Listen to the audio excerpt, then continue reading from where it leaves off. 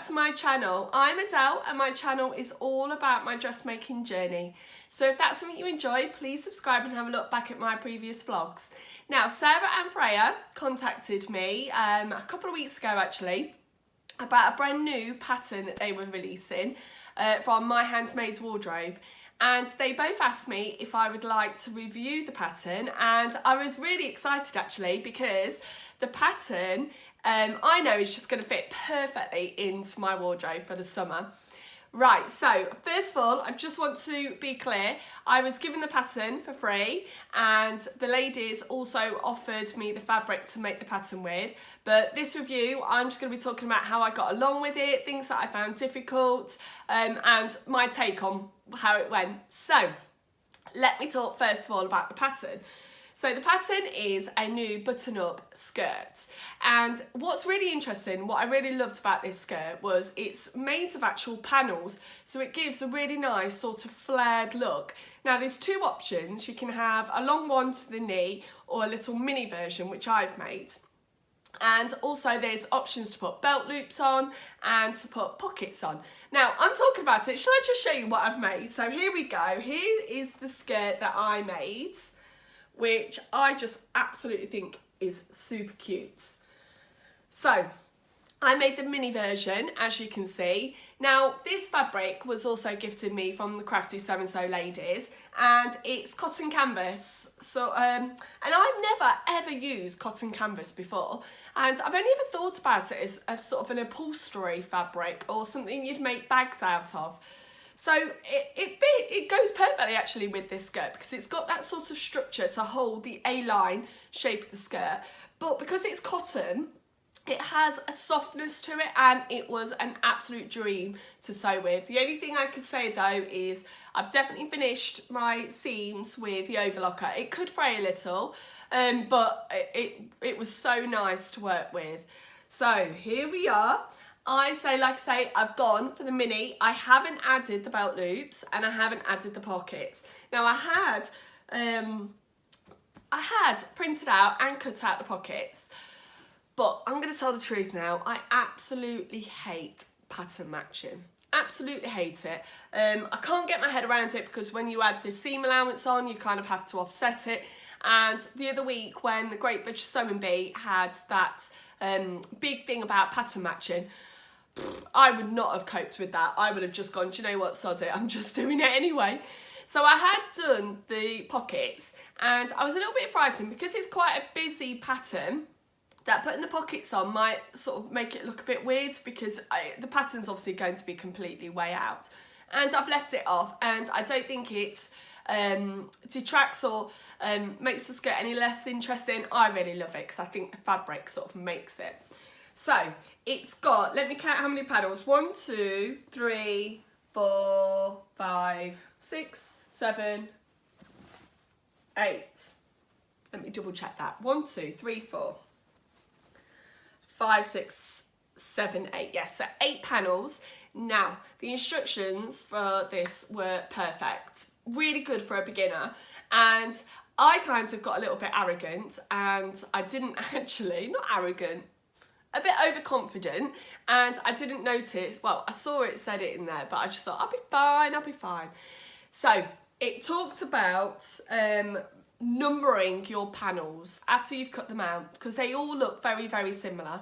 And I just thought, no, it'd be fine, I'll just match up the notches, which was a mistake because the front 2 panels I thought were the back and I put them together and straight away when my unpicker had to come out. So please follow the instructions when it says to actually name your panels. It's there for a reason. It's there for a reason.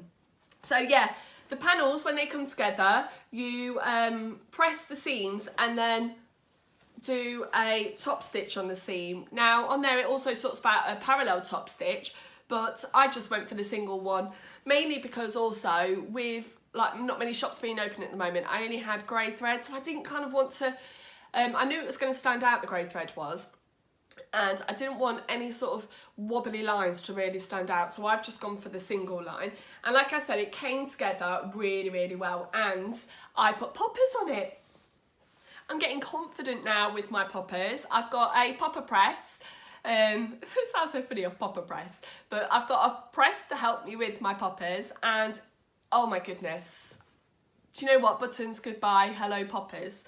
Although I say that and I still made a mistake. So I put my first popper on there, and then I measured incorrectly where the next popper was. So I put the popper in and then it was wrong. So my husband came home, because there was me on the kitchen floor with a hammer and a screwdriver trying to get it out. And he just got some pliers, whipped it out, but it obviously left a hole. So I've had to add a little bit of interface in there just to hold it. I might do some visible mending. I don't know whether that might work a bit better, and then put the new popper in. But the thing is, when it's closed up, you can't actually see where that mistake was, so it's absolutely fine. Also, add in the waistbands. What I really loved about it is the waistband actually gave you a good amount of extra sort of ease or extra length.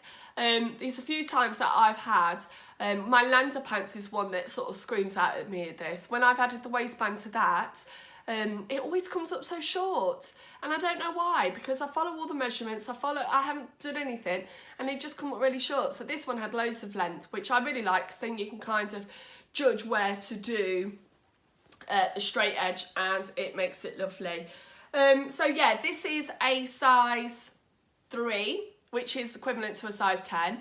Now, the only adjustments I had to make was I had to take the side seams in by an extra half a centimetre. It just was a little bit baggy on me. Now, I think the reason for that is I really love high-waisted, and this sort of sits a little bit further, well, between the waist and the hips, because it's more of a comfortable fit. So I think if I made this again and I really did want to have that high-waisted, I would probably go for a size 2, and then it will be just as I sort of want it. And the length of the mini skirt is lovely. It's not too short, it just feels comfortable. So yeah, absolutely love the pattern. You kind of think with a skirt, oh, it's just a skirt. But these extra features with the panels and the poppers, I think it kind of just makes it a little bit more unusual. And I've seen some lovely versions actually of the longer, where the flare of the skirt really does come out, because with the mini length you don't quite get the full flare that's intended. And I've seen some gorgeous ones actually in cord. That would be really lovely, wouldn't it? Even for summer would be really nice, yeah. So I think I'd definitely be making another one of these. But yeah, there is a lovely skirt. And do you know what else about this? When I wear this, I wear it with just a black vest top, and it's a bit of a statement skirt.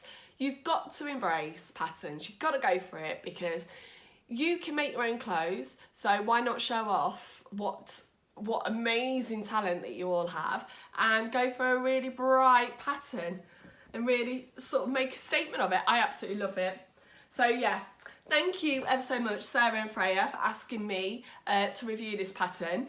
I know they released it a couple of weeks ago now, and I've written a full blog post as well that's going to go up on their website.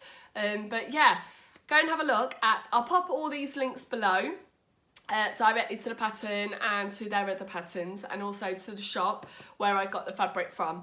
But yeah, thank you ever so much for watching today. I hope you're having a lovely time, and everyone's keeping safe and well, and I hope to see you again soon. Bye bye.